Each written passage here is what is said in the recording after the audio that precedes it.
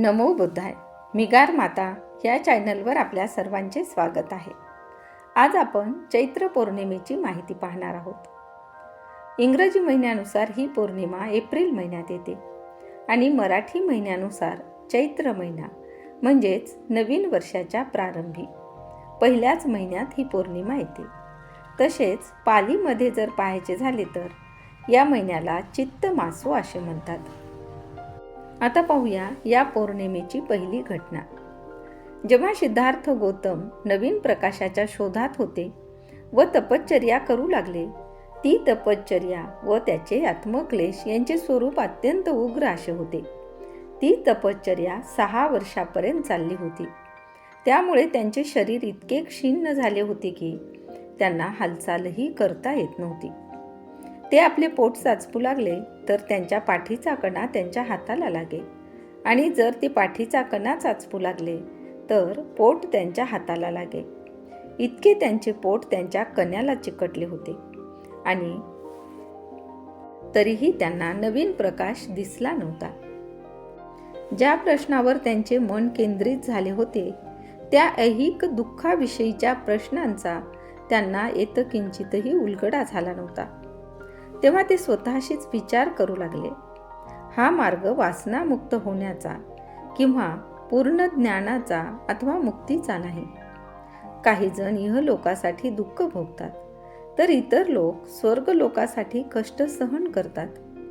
आशेच्या पाठीमागे लागल्यामुळे दुःखी ठरलेले आणि नेहमी ध्येयापासून दूर होणारे प्राणी मात्र सुखाच्या आशेने निश्चितपणे दुःखात पडतात.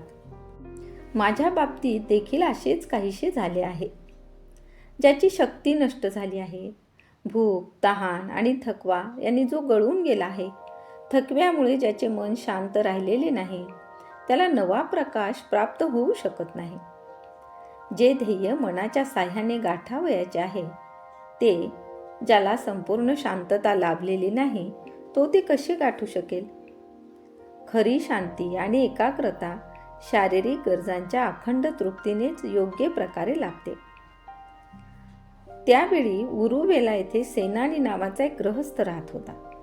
सुजाता नावाची त्याला मुलगी होती. तिने एका वटवृक्षाला नवस केला होता आणि तिला मुलगा झाल्यास दरवर्षी तो नवस फेडण्याचा तिने संकल्प केला होता. तिची इच्छा पूर्ण झाल्यावर तिने पन्ना नावाच्या दासीला नवस फेडण्याची जागा तयार करण्यासाठी पाठविले. त्या वटवृक्षाखाली गौतम बसलेले पाहून पन्नाला वाटले की तो वृक्ष देवच अवतरला आहे. पन्ना घरी गेली आणि तिने सुजाताला सांगितले.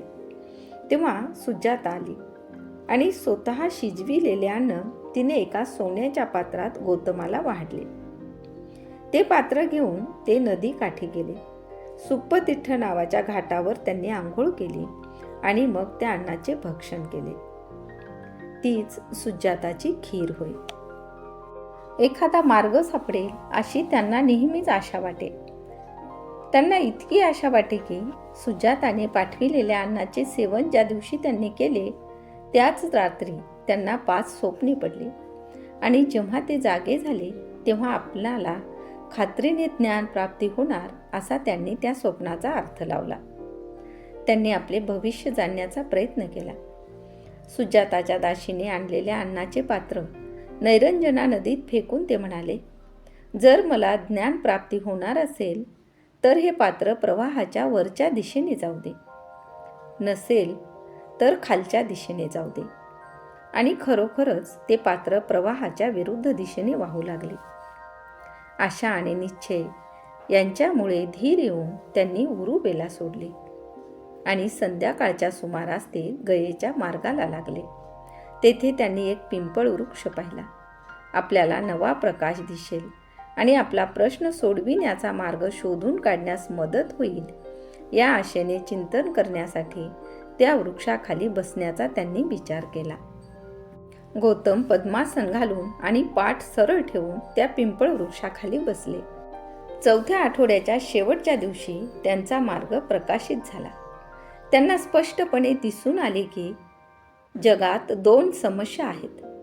जगामध्ये दुःख आहे ही पहिली समस्या आणि हे दुःख कसे नाहीसे करावे व मानव जातीला कशी सुखी करावे ही दुसरी समस्या. आणि तो दिवस होता चैत्र पौर्णिमेचा. आता आपण दुसरी घटना पाहूया. सिंहली मान्यतेनुसार संबोधी प्राप्तीनंतर 5व्या वर्षी भगवान बुद्धांच्या द्वितीय लंका भेटीच्या स्मरणार्थ ही पौर्णिमा मोठ्या प्रमाणात साजरी केल्या जाते. सिंहली ग्रंथ दीपवंश महावंशच्या अनुश्रुतीनुसार तेथील परंपरा मानते की बुद्ध हे श्रीलंकेला गेले होते.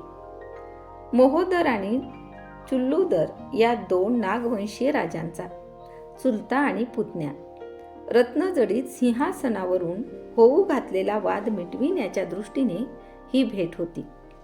या कलहातून निर्माण होणारे दुःख नुकसान निवारण करावे म्हणून केवळ करुणेपोटी भगवान बुद्धांनी ही भेट दिली अशी मान्यता आहे. रणमैदानाजवळच्या जागेत वास्तव्य करून भगवंतांनी राजांना धम्म उपदेश दिला. यामुळे दोघात समेट घडून आला. असे सांगतात की उपदेश श्रवण केल्यानंतर वादग्रस्त रत्नजडित सिंहासन त्यांनी भगवान बुद्धाला देऊ केले. कल्याणीचा नागराजा मणिआख्खिका जो युद्धात भाग घेण्यास आला होता तो भगवंताजवळ आला आणि म्हणाला, भगवान, आपण आपल्या अपार करुणेचा वर्षाव आम्हावर केलात. आपण जर इथे आला नसतात तर आमची राख रांगोळी झाली असती. भगवंतांनी अशीच करुणा आमच्यावर दाखवावी आणि माझ्या राज्याला भेट द्यावी. भगवान बुद्धांनी त्यांचे निमंत्रण स्वीकारले. शांतता प्रस्थापित झाल्यानंतर भगवान बुद्ध तेथून परतले. भगवान बुद्धांनी त्यांचे निमंत्रण स्वीकारले. शांतता प्रस्थापित झाल्यानंतर भगवान जेतवनाराम येथे परतले. तर ही होती चैत्र पौर्णिमेची माहिती. तर कशी वाटली ही माहिती? ही माहिती आवडल्यास आमच्या चॅनलला लाईक, शेअर व सबस्क्राईब करायला विसरू नका. तसेच ही माहिती आवडल्यास कमेंट करून आम्हाला नक्की कळवा. धन्यवाद.